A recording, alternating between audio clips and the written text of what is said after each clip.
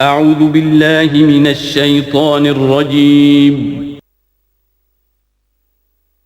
بسم اللہ الرحمن الرحیم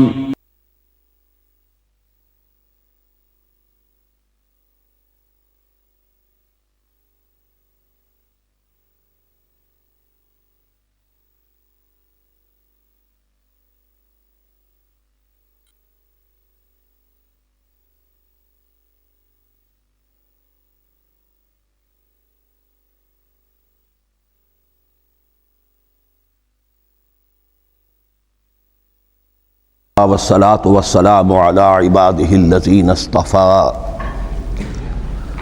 خصوصا على أفضلهم وخاتم النبيين محمد الأمين وعلى آله وصحبه أجمعين. أما بعد فأعوذ بالله من الشيطان الرجيم. بسم الله الرحمن الرحيم. الحمد لله رب العالمين الرحمن الرحيم مالك يوم الدين إياك نعبد وإياك نستعين اهدنا الصراط المستقيم صراط الذين أنعمت عليهم غير المغضوب عليهم ولا الضالين آمین. رب اشرح لی صدری ویسر لی امری واحلل عقدۃ من لسانی یفقہوا قولی. اللہم ربنا الہمنا رشدنا واعذنا من شرور انفسنا. اللہم ارنا الحق حقا وارزقنا اتباعہ وارنا الباطل باطلا وارزقنا اجتنابہ.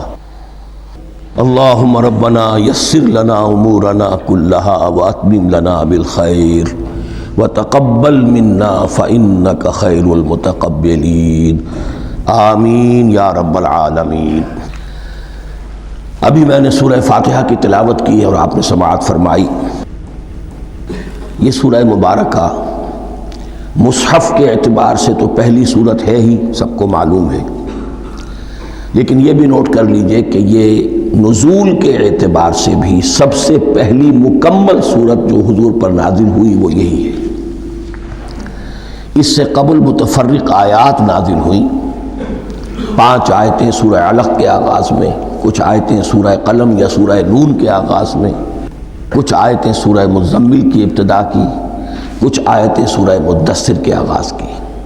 5ویں وحی تقریباً اس پر اجماع ہے کہ یہ سورۃ الفاتحہ کی ہے اور یہ مکمل سورت ہے جو حضور پر نازل ہوئی.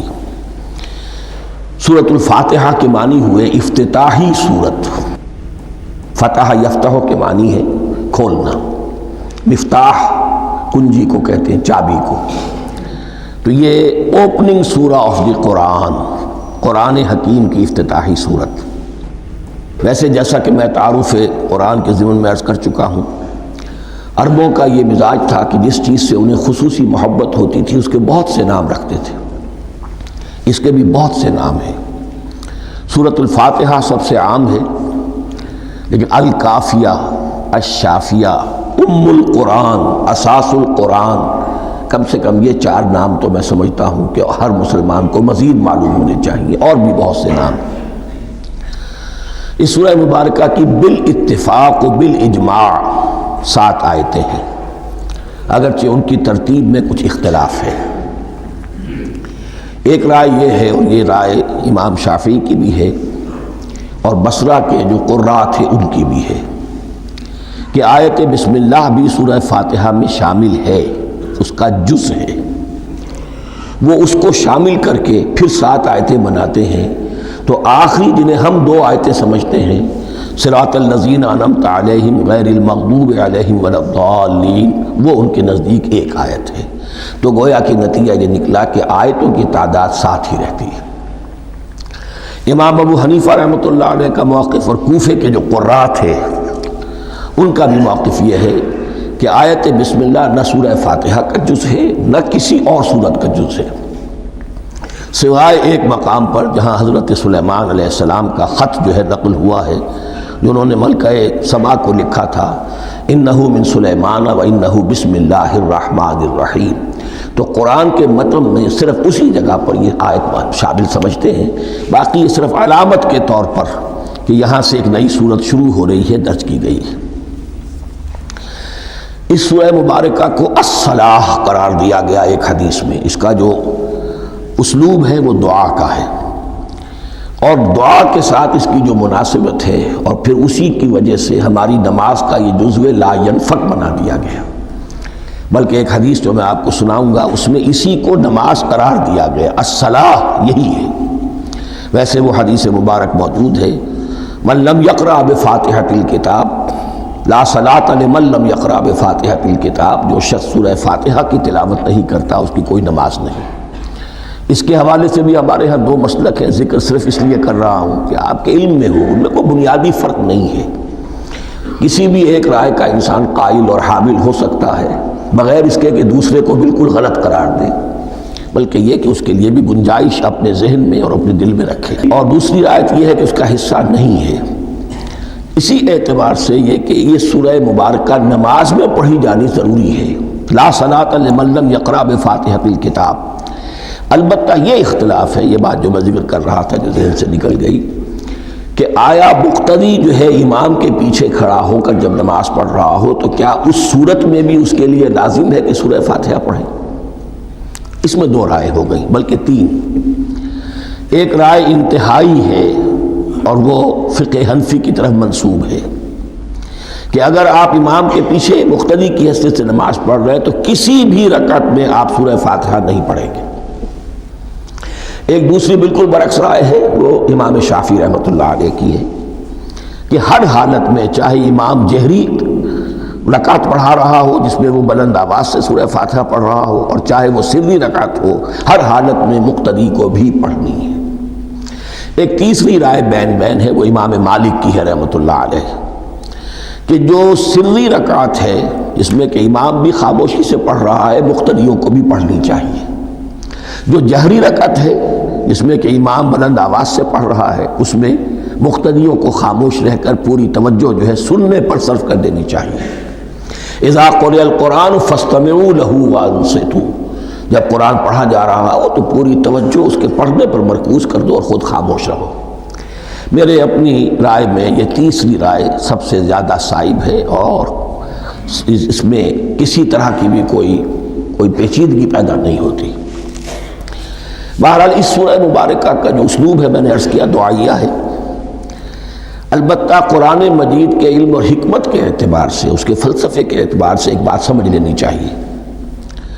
قرآن کا فلسفہ یہ ہے کہ بنیادی ہدایت ہر انسان کے دل میں موجود ہے، بالقوہ، پوٹینشلی۔ یہ جو قرآن مجید یا اللہ کی کتابیں نازل ہوتی ہیں یہ انہیں ایکٹیویٹ کرتی ہیں، وہ اندر کی جو ڈورمنٹ کانشسنس ہے، خوابیدہ شعور جو ہے اسے بیدار کر کے، اور پھر یہ کہ اسے اجاگر کرتی ہیں۔ ہر سلیم الفطرت انسان اور سلیم العقل انسان، دو سلامتی شرط ہیں۔ سلیم الفطرت، نیچر پرورٹڈ نہ ہو، فطرت مسخ نہ ہو گئی ہو، عقل سلیم ہو، ان دونوں چیزوں کا نتیجہ یہ نکلتا ہے کہ وہ انسان از خود، بغیر کسی وحی کی رہنمائی کے، بغیر کسی نبی کی تعلیم کے سے استفادہ کیے ہوئے از خود بھی کچھ حقائق تک پہنچ جاتا ہے۔ اور وہ حقائق کیا ہے؟ نمبر ایک یہ کہ اس کائنات کا ایک خالق ہے اور وہ ایک ہے، اور وہ تمام صفات کمال سے متصف ہے۔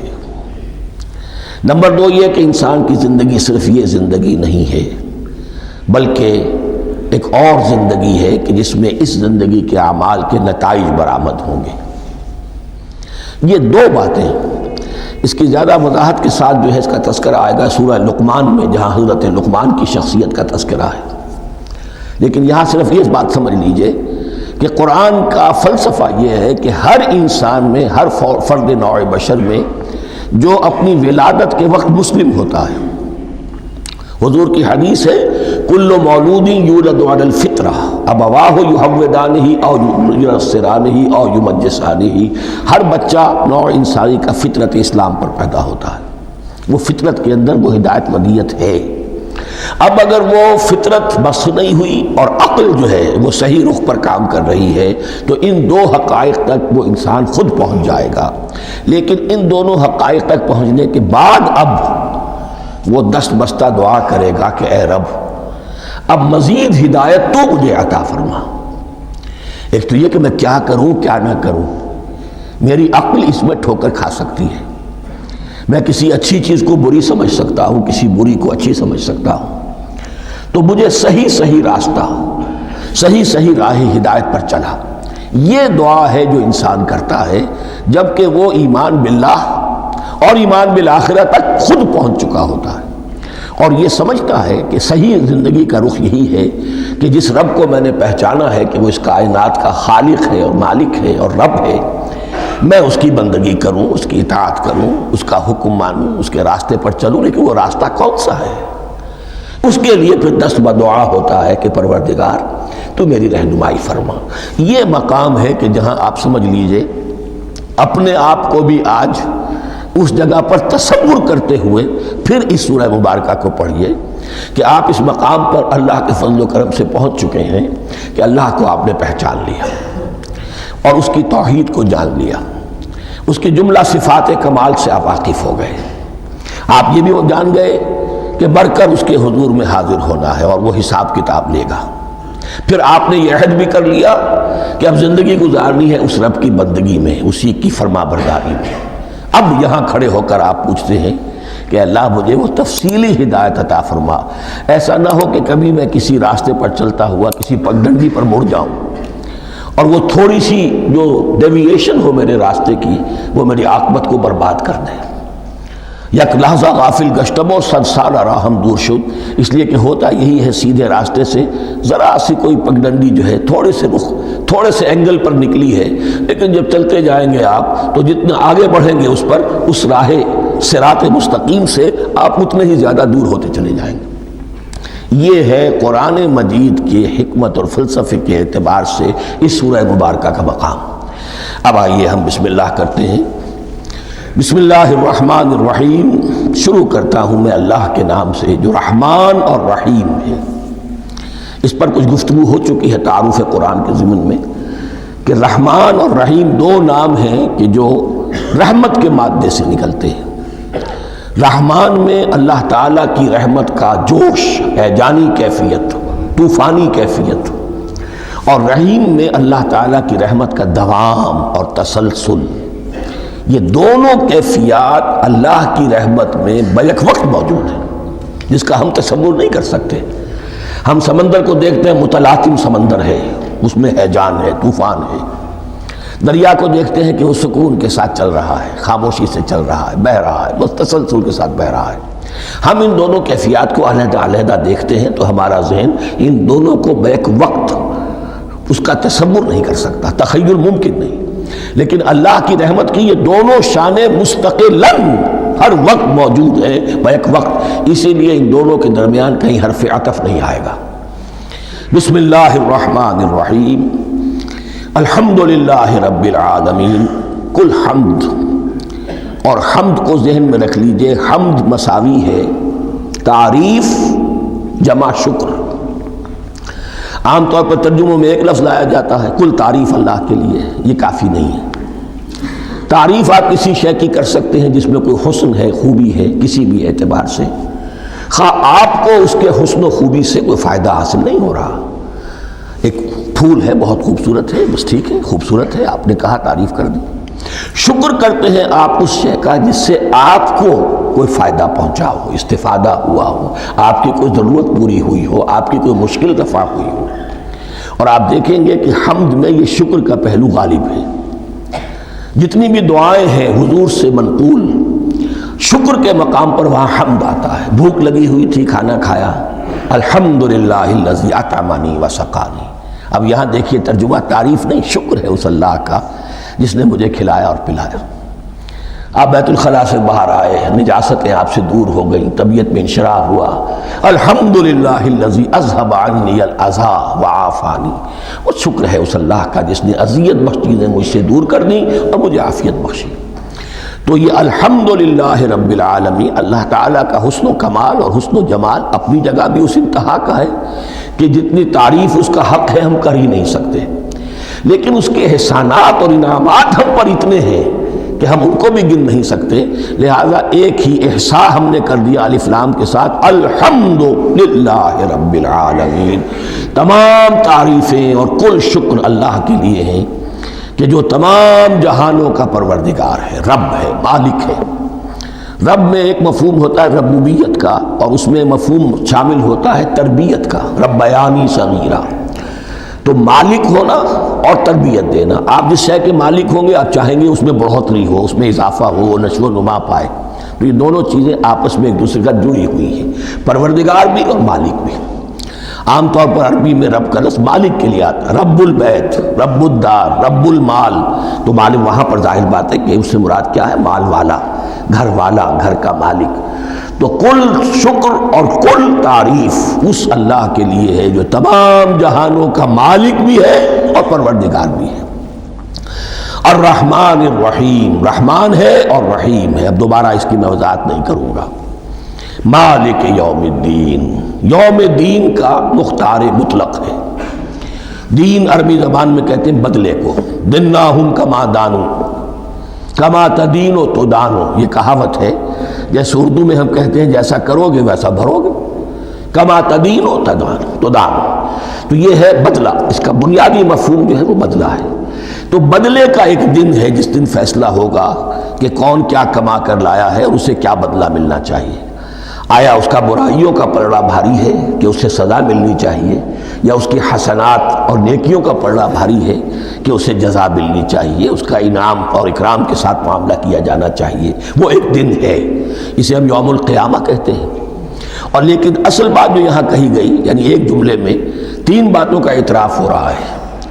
بعث بعد الموت، ایک دن آئے گا کہ ہم مرنے کے بعد تمام انسان اٹھا لیے جائیں گے، پھر حساب و کتاب، پھر اللہ کے ہاں حاضری ہوگی اور حساب کتاب ہوگا۔ اور تیسرا یہ کہ اس حساب کتاب کے دن کا مختار مطلق اللہ ہے، یعنی کسی اور کو اپنے ذہن میں سہارا بنا کر آپ زندگی گزاریں کہ وہ مجھے چھڑا لے گا، یا وہ ہستی جو ہے اتنی زوردار ہے کہ وہ مجھے بچا لے گی، اس سے اپنے دل کو، اپنے ذہن کو بالکل پاک کر لیجئے۔ مالک یوم الدین، ایک دوسری جگہ پر قرآن میں آیا ہے، اس روز کوئی پکارنے والا پکارے گا، لمن الملک اليوم للہ الواحد القہار، آج کے دن کس کا اختیار مطلق ہے؟ اور پھر کہا جائے گا اللہ کے لیے، الواحد قہار، جو پوری طرح چھایا ہوا ہے، بس تولی ہے۔ تو مالک یوم الدین، جو جزا و سزا کے دن کا مالک ہے۔ اب یہاں سے کلام ایک رخ بدل رہا ہے، ابھی تک تو یہ غائبانہ انداز میں کلام ہو رہا ہے، اللہ سے خطاب نہیں آیا اس میں ابھی۔ الحمدللہ رب العالمین الرحمن الرحیم مالک یوم الدین، اب خطاب ہے ایاک نعبد و ایاک نستعین، ہم صرف تیری ہی بندگی کرتے ہیں اور کریں گے، اور ہم صرف تجھ ہی سے مدد مانگتے ہیں اور مانگیں گے۔ یہ ترجمہ میں کیوں کر رہا ہوں کہ یہ فعل مضارع ہے، عربی زبان میں فعل مضارع حال اور مستقبل دونوں کو کور کرتا ہے۔ ایاک کا جو ہے مفعول فاعلی جو ہے، مفعول جو ہے اس میں ضمیر مفعولی اسے پہلے لا کر حشر کا مضمون پیدا ہو گیا۔ ہم تیری بندگی کرتے ہیں نہیں، ہم تیری ہی بندگی کرتے ہیں اور کریں گے۔ حال میں ترجمہ کیجئے تو یہ اظہار حال ہے، اور مستقبل میں ترجمہ کیجئے تو یہ ایک عہد ہے، قول و قرار ہے، بہت بڑا معاہدہ ہے۔ وَإِيَّاكَ نَسْتَعِينُ، اور صرف تجھ ہی سے مدد مانگتے ہیں اور مانگیں گے۔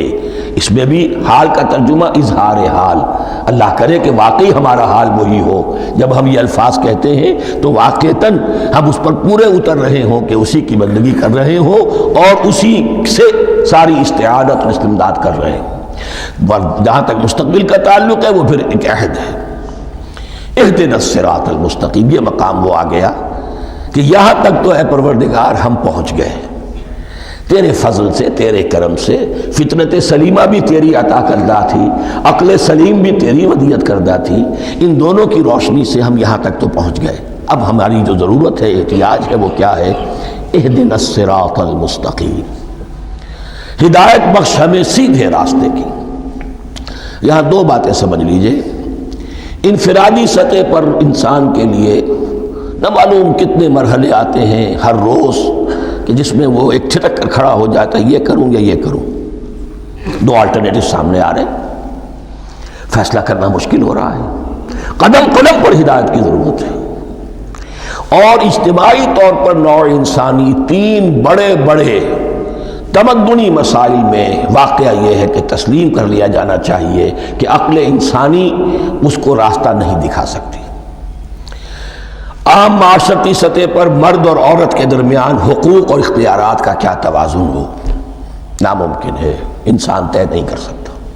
انسان یا مرد ہے یا عورت ہے، عورت سوچے گی اپنے لحاظ، اپنے جذبات کا، اپنے خیالات کا لحاظ رکھے گی، مرد کے جذبات و احساسات کا اسے کوئی تو اس کا کوئی تصور ہی ممکن نہیں۔ مرد سوچے گا اسے اپنے احساسات معلوم ہے، لیکن یہ کہ عورت کے احساسات سے وہ نابلد ہے، ان کو محسوس کر ہی نہیں سکتا، لا محالہ وہ اپنے بارے میں وہ جو بھی نظام بنائے گا اس میں وہ اپنی بالادستی رکھے گا۔ وہ تو ایک ہی ہستی ہو سکتی ہے کہ جو دونوں کی خالق ہے، مرد کی بھی عورت کی بھی، اور اس کو دونوں سے محبت ہے، دونوں کا خیر خواہ ہے، دونوں کا رب ہے، دونوں کو پروان چڑھانا چاہتا ہے۔ اسی طرح فرد اور معاشرہ یا ریاست، حکومت اور ریاست ہمیشہ یہ چاہتی ہے کہ سارے اختیارات ہمارے ہاتھ میں آ جائیں، ٹوٹلیٹیرین سوسائٹی ہو، بس ہم حکم دیں اور لوگ اس پر چلیں۔ افراد یہ چاہتے نہیں، ہمیں آزادی ہونی چاہیے۔ اب آپ دیکھیے کہ دنیا میں کتنے جھگڑے چلتے ہیں اسی پر، فریڈم فریڈم فریڈم۔ وہ فریڈم واقعتاً اپنی جگہ پر ایک شے ہے، افراد کی آزادی ہونی چاہیے، لیکن افراد کی آزادی اتنی نہ ہو جائے کہ وہ مادر پدر آزاد ہو جائے، کوئی قانون، کوئی قاعدہ، کوئی اخلاقی، کوئی حدود اور قیود جو ہے ان کا پابند نہ رہے۔ تو اب کہاں ہے وہ نقطہ اعتدال کہ جس میں انسان کے انفرادی آزادی، انفرادی اختیار اور ادھر اجتماعی مصلحتیں جو ہیں ان کو بیلنس کیا جا سکے؟ انسان طے نہیں کر سکتا، صرف اللہ ہی اس کے لیے نظام دے سکتا ہے۔ تیسرا مسئلہ ہے سرمایہ اور محنت، اس میں کیا توازن ہو؟ سرمایہ اور محنت دونوں مل کر کچھ بنا رہے ہیں، کچھ پروڈیوس کر رہے ہیں۔ اب اس میں نفع جو ہوا ہے اس میں سرمایہ کا کتنا حصہ ہونا چاہیے اور لیبر کا کتنا ہونا چاہیے، کون طے کر سکتا؟ اس کے لیے بھی کہ ایسا نہ ہو کہ سرمایہ داری جو ہے آکاش بیل بن کر پورے معاشرے پر چھا جائے، اور غریب بیچارہ، مزدور بیچارہ، کاشتکار بیچارہ وہ گویا کہ چکی کے دو پارٹوں میں پس کر رہ جائے، اس کی کوئی حیثیت نہ رہ جائے۔ لیکن یہ کہ دوسری طرف اگر یہ کہ مزدور کا جو حق ہے اس سے زیادہ اس کو دے دیا جائے تو سرمایہ جو ہے وہ سکڑ جائے گا، شائی ہو جائے گا، وہ پھر میدان میں نہیں آئے گا۔ کیا کیا جائے؟ کون سا نقطہ عدل و اعتدال ہے؟ یہ تین مسائل ایسے ہیں، اہدنا الصراط المستقیم۔ تو یوں سمجھیے کہ ایک جو بنیادی ہدایت تھی، ایک اللہ کو پہچان لینا، یہ جان لینا کہ کل حسن و جمال اور تمام انعام و اکرام کا منبع اس کی ذات ہے، وہ رحمان ہے اور رحیم ہے، اور یہ جان لینا کہ مرنے کے بعد جی اٹھنا ہے، حساب کتاب ہے، فیصلہ ہوگا جزا و سزا کا، اور مختار مطلق اس دن کا اللہ ہے۔ پھر یہ عہد کر لینا ایاک نعبد و ایاک نستعین۔ اس کے بعد دعا، پروردگار ہمیں ہدایت پر قائم رکھ، ہماری ہدایت میں اضافہ فرما۔ اس ہدایت کے لفظ کو سمجھ لیجئے، بنیادی ہدایت، تفصیلی ہدایت، قدم قدم پر ہدایت، ہدایت پر ہدایت۔ والذین اہتدوا زادہم ھدی، جو لوگ ہدایت کے راستے پر آتے ہیں اللہ ان کی ہدایت میں اضافہ کرتا ہے۔ تو یہ قدم قدم پر ہمیں ہدایت کی ضرورت ہے اور مرحلہ وار ضرورت ہے۔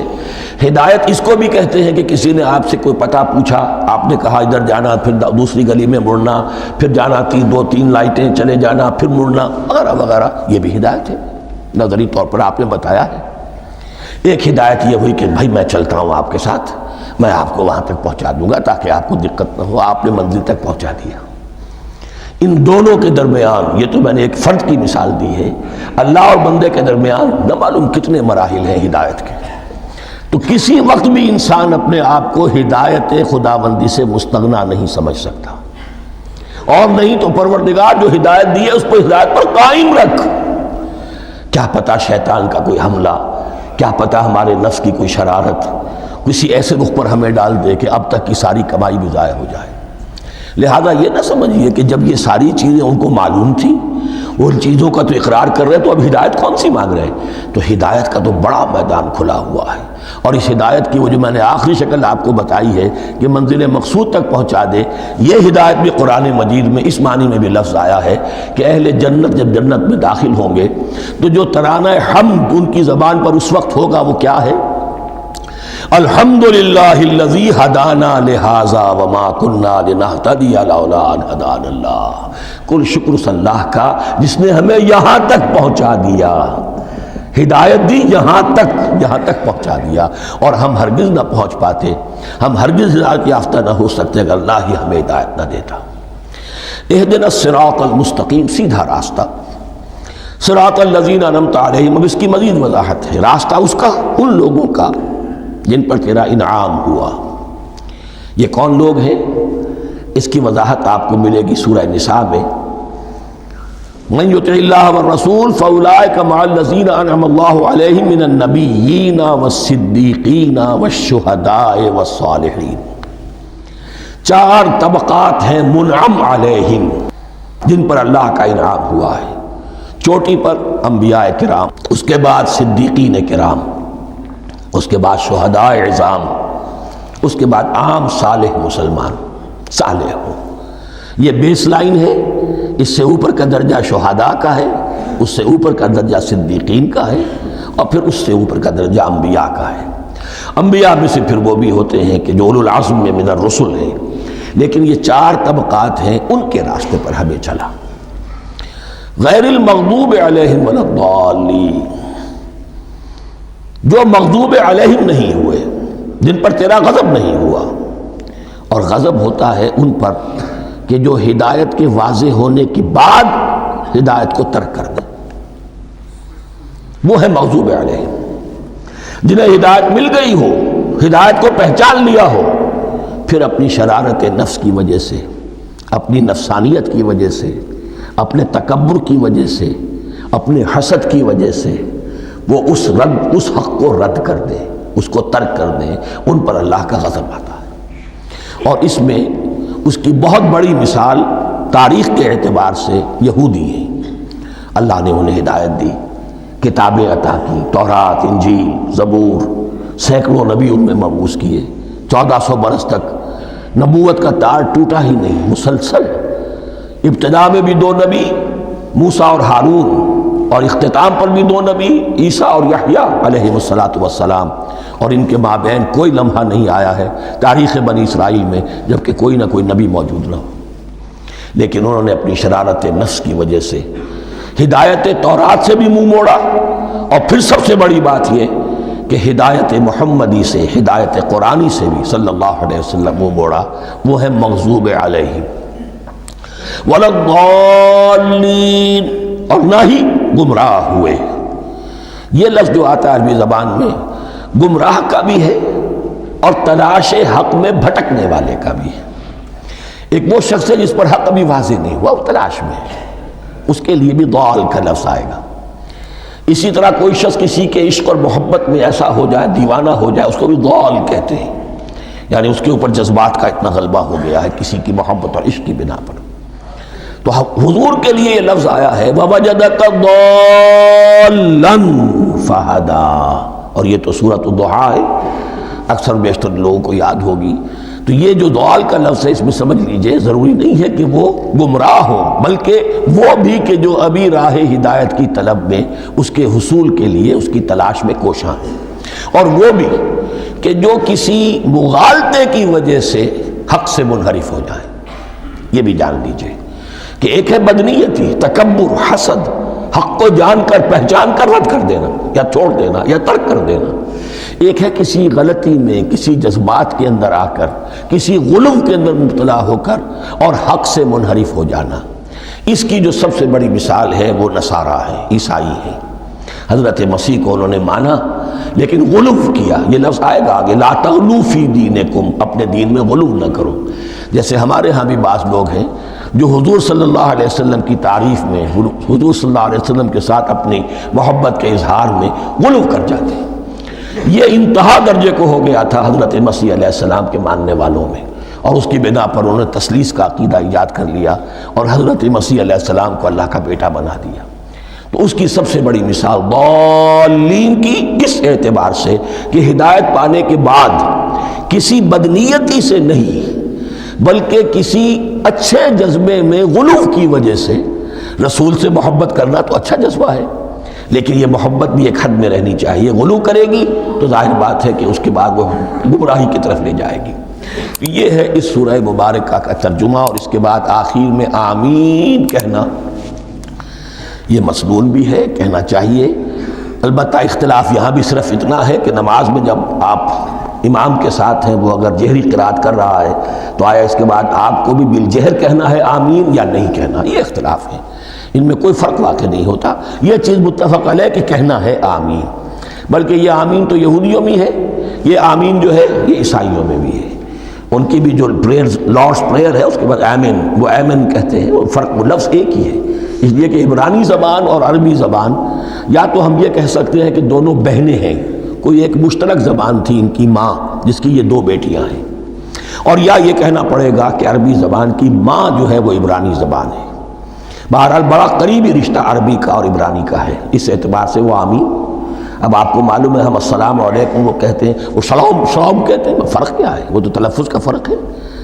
اسی طریقے سے اور بہت سے الفاظ ہیں، میں بعد میں بتا. اب میں اس سورہ مبارکہ کے بارے میں خاص حدیث آپ کو سنانا چاہتا ہوں، اور اسی سے در حقیقت جو امام ابو حنیفہ کا موقف ہے رحمۃ اللہ علیہ، اس کی حقانیت مزید مبرہن ہو جائے گی.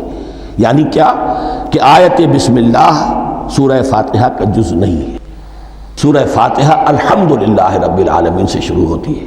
وہ میں آپ کو بتانا بھول گیا کہ جن کے نزدیک یہ سورت کا جز ہے وہ پھر جہری قرات میں بسم اللہ الرحمن بھی بلند آواز سے کہیں گے، اور جن کے نزدیک یہ سورہ فاتحہ کا جز نہیں ہے وہ نہیں کہیں گے، وہ الحمدللہ رب العالمین سے قرات کریں گے. تو کوئی فرق نہیں ہے بنیادی. یہ حدیث جو ہے یہ مسلم شریف میں ہے اور حدیث قدسی ہے. اس کے راوی حضرت ابو ہریرہ ہیں رضی اللہ تعالی عنہ، اور اس حدیث نے اس صورت کے مضامین کا نہایت عمدہ تجزیہ کر دیا ہے. حدیث کے الفاظ سن لیجئے. قسمت الصلاۃ بینی و بین عبدی نصفین.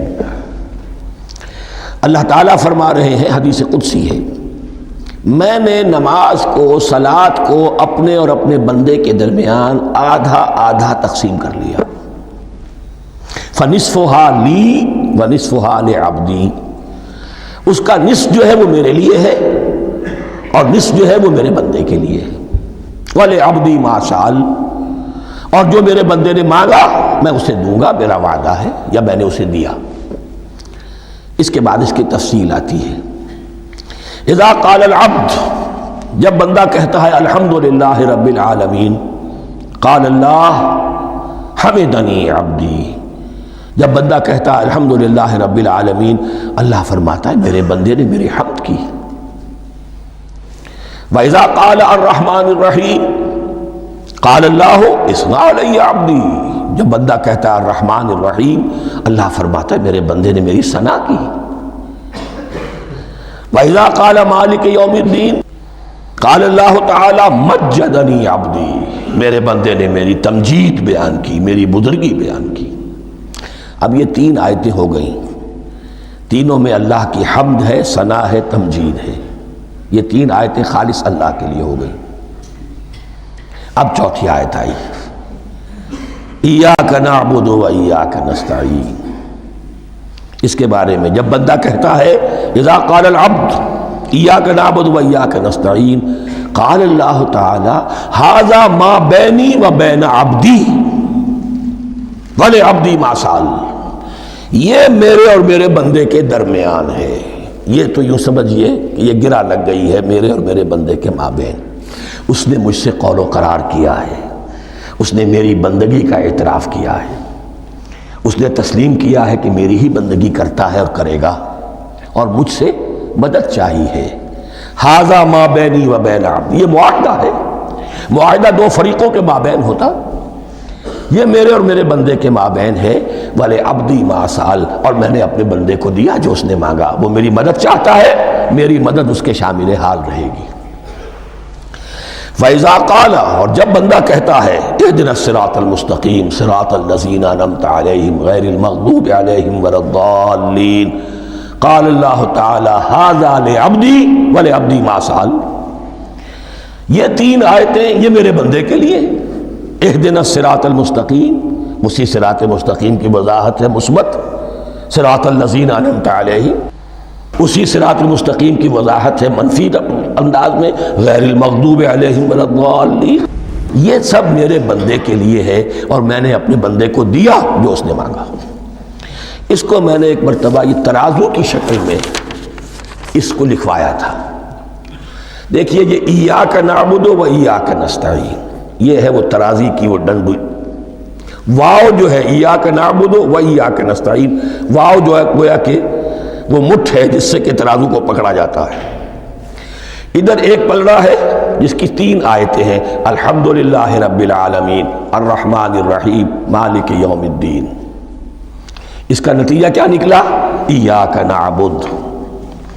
آپ نے شاید یہ سنا بھی ہو، ایک بہت ہی عمدہ قرات کا جو ریکارڈ ہے قاری عبدالباسط عبدالصمد کا، وہ یہیں سے چل کر سورہ فاتحہ کی قرات کر کے ایاک نعبد پر آ کر رکتا ہے، الحمدللہ رب العالمین الرحمن الرحیم مالک یوم الدین ایاک نعبد، گویا کہ یہاں یہ صورت بالکل ہاف ہو گئی ہے، تین آیتوں میں اللہ کی حمد ہے، ثنا ہے، تمجید ہے، جس کا نتیجہ ہم تیری ہی بندگی کرتے ہیں، تیری ہی اطاعت کریں گے۔ لیکن اب اس کے بعد سوال ایاک نستعین، اسی کی جو استعانت کیا درکار ہے ہمیں؟ ہدایت، ہدایت سب سے بڑی استعانت ہے، ہدایت ہی تو سب سے بڑی مدد ہے۔ اہدنا الصراط المستقیم صراط الذین انعمت علیہم غیر المغضوب علیہم ولا الضالین، یہ ایاک نستعین کے حکم کے ساتھ یہ تین آیتیں آ گئیں، اہدنا الصراط المستقیم صراط الذین انعمت علیہم غیر المغضوب علیہم ولا الضالین، قسمت الصلاۃ بینی و بین عبدی نصفین فنصفها لی ونصفها لعبدی ولعبدی ما سأل۔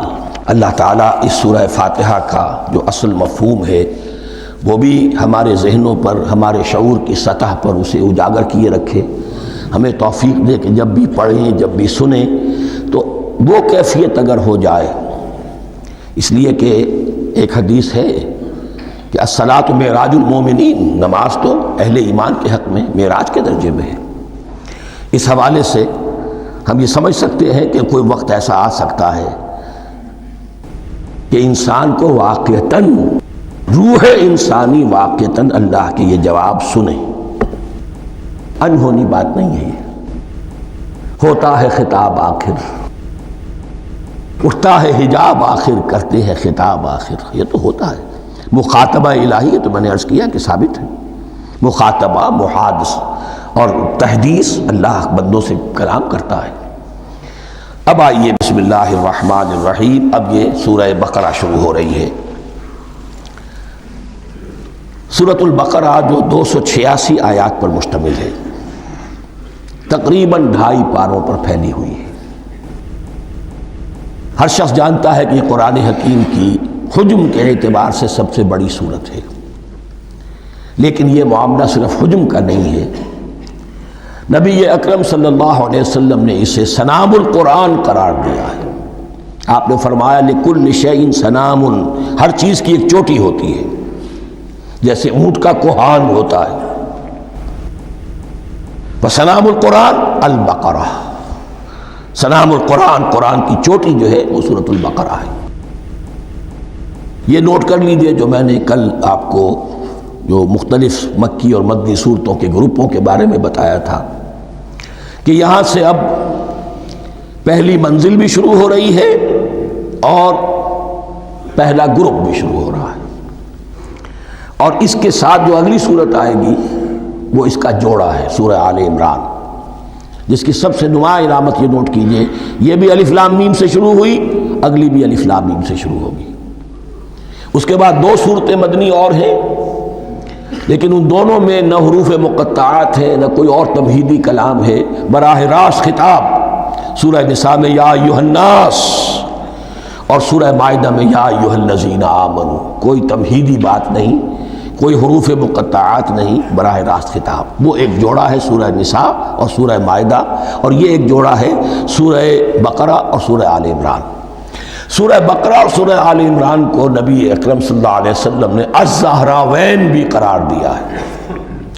زہرا کہتے ہیں بڑی روشن چیز کو، یہ حضرت فاطمہ رضی اللہ تعالی عنہ کے نام کے ساتھ آتا ہے، فاطمۃ الزہراء، تو زہرا بہت روشن دمکتی ہوئی شے۔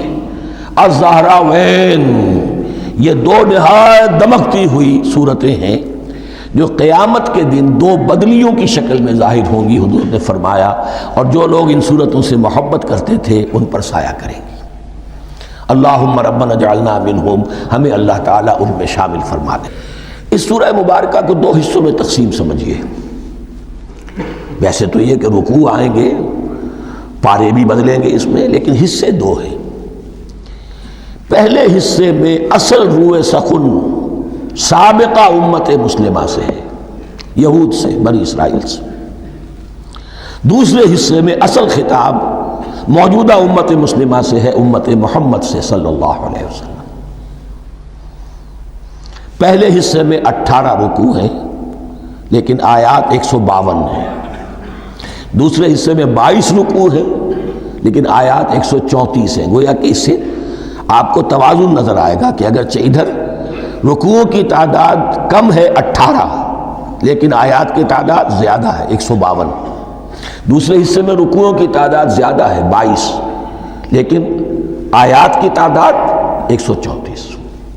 اسی لیے اس کا ایک نام میں نے تجویز کیا ہے، وہ اس لیے تاکہ کچھ حقائق آپ کے ذہنوں میں ان ناموں کے حوالے سے بھی انشاءاللہ محفوظ ہو جائیں گے۔ سورۃ الامتین، دو امتوں کی سورت، اس لیے کہ تقریباً نصف اس کی ساری بحث جو ہے، مرکزی بحث، وہ سابقہ امت مسلمہ بنی اسرائیل، اور دوسرا نصف اس میں سارا خطاب وہ ہے موجودہ امت مسلمہ یعنی امت محمد صلی اللہ علیہ وسلم۔ اس کا جو پہلے 18 رکوع ہے یا پہلا حصہ ہے، اس کے اندر ڈویژن فردر ہوگی ورٹیکل، عمودی، پہلے 4 رکوع، پھر 10 رکوع، پھر 4 رکوع۔ لیکن جو 22 رکوع ہیں دوسرے حصے کے، دوسرے نصف کے، اس میں ڈویژن جو ہے جو ہاریزونٹل ہے، وہ افقی تقسیم ہے، عمودی نہیں، افقی، وہ میں بعد میں بیان کروں گا جب ہم وہاں پہنچ جائیں گے۔ ان کو پہلے سمجھ لیجئے کہ اس پہلے حصے کی جو تقسیم میں نے کی ہے، پہلے 4 رکوع، پھر 10 رکوع اور پھر 4 رکوع۔ پہلے 4 رکوع یوں سمجھیے کہ پورے قرآن مجید کے لیے اس کی حکمت اور فلسفے کا جو حصہ مکی قرآن میں بیان ہو چکا تھا اس کا خلاصہ ہے۔ جب یہ صورت نازل ہو رہی ہے تو یہ تو مدینہ میں حضور تشریف لا چکے ہیں، 12-13 سال جو ہے گزر چکے ہیں، اور ان 12-13 سالوں کے دوران 2/3 قرآن نازل ہو چکا ہے۔ اس میں جو بھی حکمت، فلسفہ اور بنیادی دعوت، یہ جو چیزیں مکی قرآن میں بیان ہوئیں، ان کا خلاصہ نچوڑ نکال کر یہاں 4 رکوعوں میں رکھ دیا گیا۔ اگرچہ ان میں بھی جب گہرائی میں آپ دیکھیں گے تو روح سخن جو ہے وہ بنی اسرائیل کی طرف ہے، وہ میں بعد میں عرض کروں گا، لیکن اضافی طور پر یہ سمجھ لیجئے کہ پورے مکی قرآن کے حکمت اور پیغام کا خلاصہ ان 4 رکوعوں میں۔ پھر 10 رکوع ہیں جن میں براہ راست خطاب ہے سابقہ امت مسلمہ، یا بنی اسرائیل۔ اس کے بھی 2 حصے ہیں۔ پہلے ایک رکوع میں دعوت ہے، بڑا انداز اس کا بڑا پیارا ہے، اس میں دعوت ہے، ایمان لاؤ محمد پر صلی اللہ علیہ وسلم۔ اور اس کے بعد 9 رکوع ہیں ملامت کے، ملامت، تنقید، تم نے یہ کیا اور یہ کیا اور یہ کیا، ہم نے یہ احسان کیے، یہ احسان کیے، یہ احسان کیے، تم نے یہ ناشکری کی، یہ ناشکری کی، یہ ناشکری کی۔ اور اس سب کا نتیجہ آخری 4 رکوعوں میں ہے کہ اب تمہیں اس منصب سے معزول کیا جا رہا ہے جس پر تم 2000 برس تک فائز رہے ہو، اور تمہیں ہٹا کر اب ایک نئی امت محمد کی شکل میں جو وجود میں آ چکی ہے صلی اللہ علیہ وسلم، اسے اس پر فائز کیا جا رہا ہے۔ اور اس کی علامت کے طور پر اسے میں کہا کرتا ہوں کورونیشن، تاج پوشی۔ ایک امت معزول، دوسری امت اس کا نصب ہو رہا ہے، اس کی تاج پوشی کے لیے سمبل، علامت کیا ہے؟ قبلہ تحویل۔ وہ قبلہ یروشلم سابقہ امت کا قبلہ اب ادھر رخ نہیں ہوگا، اب اہل توحید کا قبلہ یہ مکے کی طرف ہوگا، بیت اللہ کی طرف ہوگا۔ تو تحویل قبلہ کا مضمون ہے جو ان 4 رکوعوں میں آتا ہے۔ تو یہ میں نے تھوڑی سی تمہید جو ہے آپ کے سامنے رکھ دی ہے۔ اب بسم اللہ کیجئے۔ بسم اللہ الرحمن الرحیم۔ الف لام میم۔ الف لام میم یہ حروف مقطعات ہیں، یہ علیحدہ علیحدہ پڑھے جاتے ہیں، علم نہیں پڑھ سکتے اس کو۔ الف لام میم، ہا میم ہے، ہا علیحدہ میم علیحدہ، اگرچہ لکھے ہوئے ہوتے ہیں جڑے ہوئے، کاف ہا یا عین صاد لکھے ہوئے جڑے ہوئے، پڑھے جائیں گے علیحدہ علیحدہ، قطع علیحدہ کرنا۔ تو حروف مقطعات، ان کے بارے میں ایک بات تو جو ہے اجماعی ہے، سب کے نزدیک مسلم ہے، ان کا کوئی حتمی مفہوم اور ان کے حتمی معنی کسی کو معلوم نہیں سوائے اللہ اور اس کے رسول کے۔ اس معنی میں یوں بھی کہا گیا یہ کوڈ ورڈز ہیں، جیسے کہ کوئی میسیجز جو ہیں ادھر ادھر بھیجے جاتے ہیں، سیکرٹ میسیجز، تو کچھ کوڈ ورڈز ہوتے ہیں جس سے سمجھ میں آتا ہے کہ یہ بات واقعتاً صحیح سورس سے آ رہی ہے، واللہ عالم۔ لیکن اس کا کوئی مفہوم اور اس کے معنی جو ہیں وہ اتفاق اس پر ہے، اگرچہ بعض حضرات نے کچھ اپنی سی کوشش کی ہے، کچھ مفہوم جو ہے بنانے کی، وہ اپنی جگہ پر ہے، لیکن یہ کہ کسی حضرت عبداللہ ابن عباس رضی اللہ تعالی عنہما نے بعض ایسی کوششیں کی ہیں، لیکن ان کی رائے کو بھی ان کی ذاتی رائے سمجھا گیا ہے، امت نے اسے قبول نہیں کیا۔ اجماع اور کنسنسس اسی پر ہے کہ اس کے معنی اور مفہوم کسی کو معلوم نہیں سوائے اللہ اور اس کے رسول کے۔ البتہ بعض چیزیں ایسی ہیں کہ وہ اگر نوٹ کر لی جائیں تو شاید آئندہ اس میں کچھ راز کھلنے کے امکانات پیدا ہو جائیں۔ دیکھیے عربی زبان کے جو الفابیٹس ہیں ان کی تعداد 29 ہے یا 28 ہے، میں بتا چکا ہوں۔ الف اور حمزہ کو ایک سمجھے تو 28 ورنہ 29۔ پہلی بات یہ نوٹ کیجئے، قرآن حکیم کی 114 صورتوں میں سے 29 صورتوں میں ان کے شروع میں یہ حروف مقطعات آئے ہیں۔ دوسری بات یہ کہ اس میں 28 کا نصف کیجئے تو 14 استعمال ہوئے، 14 نہیں استعمال ہوئے، بالکل آدھی تعداد استعمال ہوئی ہے۔ تیسرے یہ کہ جو شروع اور آخر اور درمیان 3 حصوں میں تقسیم کر دیجئے آپ، 9 9 9 پلواڑی 27، ایک طرف 10 رہ جائیں گی۔ پہلے حصے میں سے بہت کم حروف لیے گئے، بہت کم، آخری حصے کے تقریباً تمام حروف ہیں تقریباً۔ درمیانی حصہ وہ ہے کہ جس میں آپ نے دیکھا ہے کہ عربی میں جوڑوں کی شکل میں ہے، صاد ضاد، فرق کیا ہے نقطے کا، سین شین فرق کیا ہے نقطوں کا، را زا فرق کیا ہے نقطے کا۔ تو جو بھی نقطے والا لفظ ہے وہ نہیں لیا گیا، اور جو بغیر نقطے کے غیر منقوط ہے وہ لیا گیا۔ پھر اس میں 3 صورتیں ہیں جن میں ایک ایک حرف آیا ہے، سورہ قاف، سورہ نون، سورہ صاد۔ پھر صورتیں ہیں جن میں 2 2 آئی ہیں، جن میں 3 3 آئے ہیں، پھر 4 4 آئے ہیں، 2 ہی صورتیں ہیں جن میں 4 4 ہیں، اور 2 ہی صورتیں جن میں 5 5 ہیں۔ تو یہ ہے صرف یوں سمجھیے کہ اعداد و شمار۔ اس کے حوالے سے کچھ آدمی غور کرے تو شاید کوئی بات نکلے۔ باقی وہ مثال میں آپ کو بتا دیتا ہوں کہ حضرت عبداللہ ابن عباس نے ایک رائے ظاہر کی کہ الف لام میم در حقیقت ایک جملے کا خلاصہ ہے، انا اللہ اعلم۔ پہلا لفظ انا، اس کا الف لے لیا، درمیانی لفظ اللہ، اس کا درمیانی لام لے لیا، تیسرا لفظ اعلم، یہ آخری لفظ ہے، آخری حرف میم لے لیا، انا اللہ اعلم، میں اللہ جانتا ہوں، واللہ اعلم، واقعتاً اللہ ہی جانتا ہے۔ یہ حضرت عبداللہ ابن عباس کی رائے ہے، لیکن اگرچہ انہیں حبر الامت مانا گیا ہے، لیکن یہ کہ ان کی اس رائے کو بھی اکثر و بیشتر مفسرین نے قبول نہیں کیا۔ اب جو پہلے 2 رکوع ہیں اس سورہ بقرہ کے، ان کے بارے میں تعویل عام اور تعویل خاص کا ایک بڑا بنیادی فرق ہے جو نوٹ کر لینا چاہیے۔ جس وقت یہ صورت نازل ہو رہی ہے، میں عرض کر چکا ہوں کہ 12 سال ہو چکے تھے حضور کو اپنا فریضہ نبوت و رسالت ادا کرتے ہوئے۔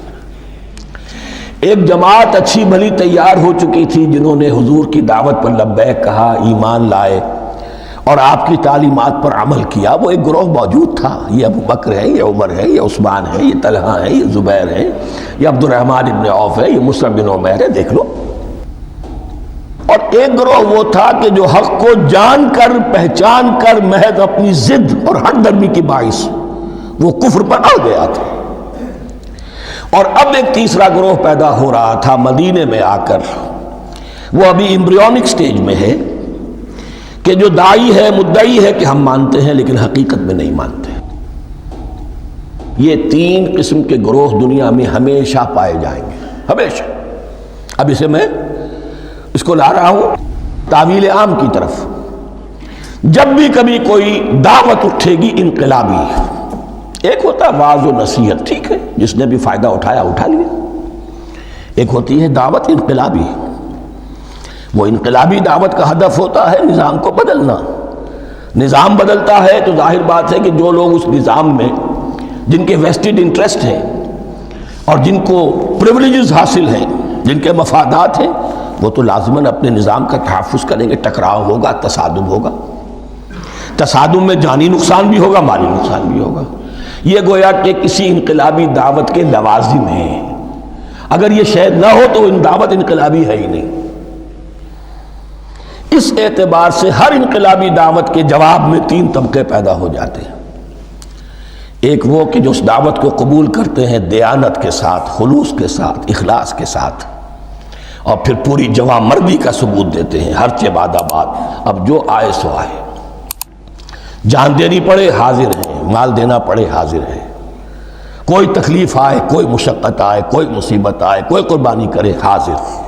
جب پکارا گیا واپس نہیں پھیرا کوئی فرمان جنوں کا، اور تنہا نہیں لوٹی کبھی آواز جرس کی۔ خیریت جا راحت تن صحت داما، سب بھول گئیں مصلحتیں اہل ہوس کی۔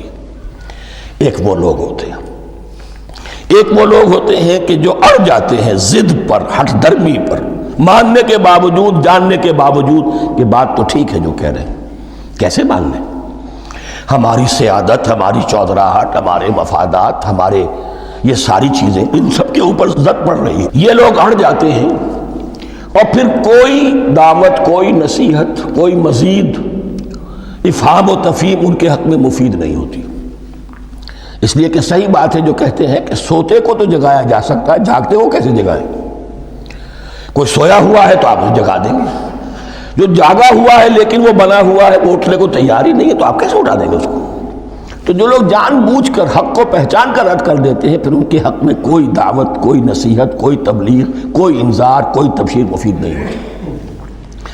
تیسرا درجہ ایسے لوگوں کا ہوتا ہے جو یا تو شروع میں آتے ہی شرارت کے ارادے سے ہیں، کوئی مصلحت ہے جس کی وجہ سے اس دعوت کو قبول کر لیا، کوئی ذاتی منفعت ہے جس کے لیے قبول کر لیا، یا یہ کہ شروع میں تو اخلاص کے ساتھ آتے ہیں لیکن جب قربانی دینے کا وقت آتا ہے تو ان کے اندر سیرت و کردار کی وہ مضبوطی نہیں ہوتی کہ ہر چہ بعد آباد، یہ نہیں ہوتی۔ وہ پھر ڈگمگاتے رہتے ہیں، کبھی کچھ چلے پھر کہیں ٹھٹک کر رہ گئے، پھر کہیں کچھ چلے پھر ٹھٹک کر رہ گئے۔